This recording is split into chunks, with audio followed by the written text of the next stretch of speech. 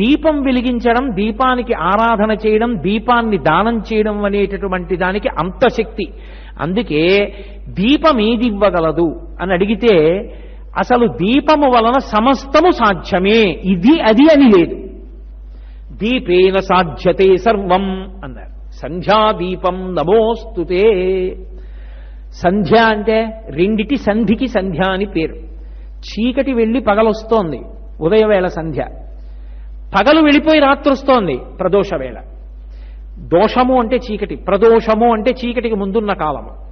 ఇప్పుడు ఈ రెండు సంధ్యల యందు కూడా దీపాన్నే వెలిగించాలి.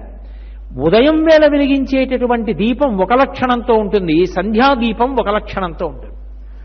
ఉదయం వేళ వెలిగించేటటువంటి దీపం పూజలో కృతజ్ఞతావిష్కారం అవుతుంది. ఇది మీరు కొంచెం జాగ్రత్తగా ఆ సిద్ధాంతాన్ని పట్టుకోవలసి ఉంటుంది. మీకు